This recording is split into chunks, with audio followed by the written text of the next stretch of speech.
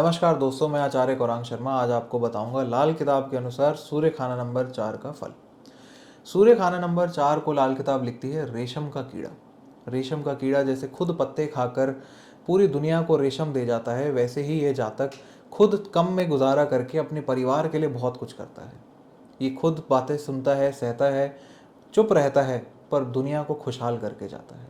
ऐसा जातक अपने परिवार के लिए मर मिटने वाला होता है और किसी भी हद तक कुछ भी कर गुजरने वाला होता है। परिवार के लिए सैक्रिफाइसिंग नेचर रखना, उनका पालन पोषण करना, उनकी खिदमत करना इसका स्वभाव ही बन जाता है।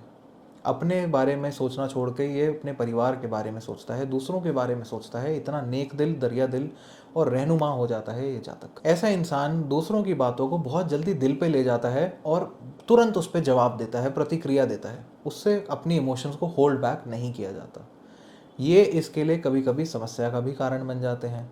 साफ दिल का होने की वजह से जो मन में आता है वही जुबान पे इस जातक का आ जाता है और इसकी वजह से इसके काफ़ी रिश्ते खराब होते भी देखे गए हैं। चौथे घर को लाल किताब चंद्रमा का पक्का घर मानती है, जो कि माता का धन का और इमोशंस का कारक माना गया है। अगर यहाँ पे सूर्य की गर्मी ज़्यादा प्रबल हो जाए तो माता की सेहत में कमती आ जाती है, व्यक्ति के इमोशंस ड्राई अप हो जाते हैं, वो अकड़ू और गुस्सैल स्वभाव का हो जाता है। और अगर उसके फाइनेंसेस पे इम्पैक्ट जाएगा तो वो कंजूस स्वभाव का हो जाएगा, उससे पैसा खर्चा नहीं जाएगा चाहे जितनी मर्जी संपत्ति उसके पास हो।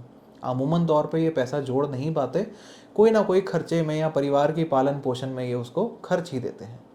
अपने निजी खर्चे से कुछ ना कुछ ये अपने परिवार के लिए खरीदते रहते हैं, दूसरों को तोहफे देते रहते हैं, वो भी इनके स्वभाव में देखा गया है। ऐसा जातक अपने परिवार से कुछ हटके अलग स्ट्रीम का ही काम करता है, जो इससे पहले इसके खानदान में किसी ने नहीं किया होता।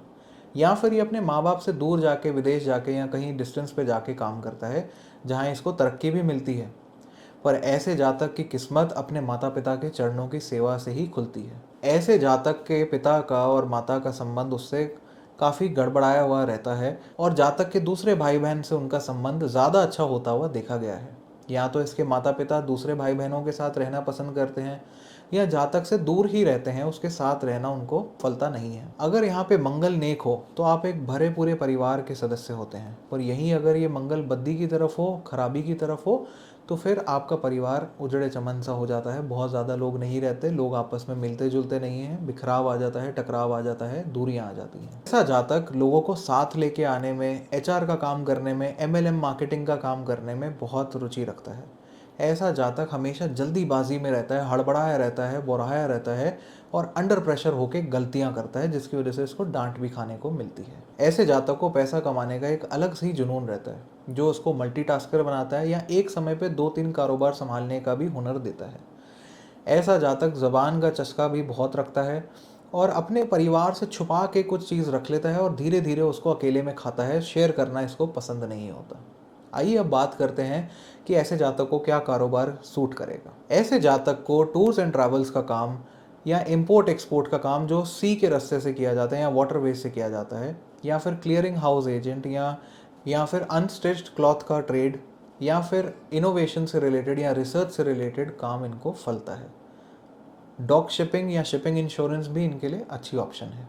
आइए अब बात करते हैं सूर्य खाना नंबर 4 में क्या उपाय करने से आपको इसके नेक फल मिलेंगे। जातक को चाहिए कि वो अपने माता पिता की सेवा करना कभी ना छोड़े, अपनी तरफ से उनसे जितना हो सके अच्छे संबंध बना के रखे।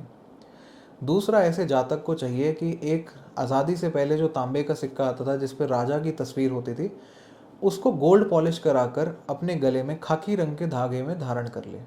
ऐसा करने से इसके फाइनेंसेस बढ़ेंगे, आर्थिक संपत्ति और समृद्धि मिलेगी। ऐसे जातक को चाहिए अपने घर में कभी हलवाई ना बिठाए या तंदूर या भट्टी में या बारबेक्यू वाले इक्विपमेंट्स घर में ना रखे। और इस जातक को चाहिए कि अपने घर में हवन भी ना कराए। किसी मंदिर जाके अगर हवन कराता है तो वो इसको शुभ फल देगा, पर अपनी घर की छत के नीचे हवन ना करवाए। बृहस्पति खाना नंबर 4 के समय अगर ये 10 अंधे पुरुषों को खाना खिला दे तो ये इसके भाग्य की चाबी होती है, ये इसको बहुत बेनिफिट देती है। ये इसे साल में एक बारी तो एटलीस्ट करना ही चाहिए और इसका एनहांसमेंट हो जाएगा अगर ये अपने घर बुला के इनको खाना खिलाए।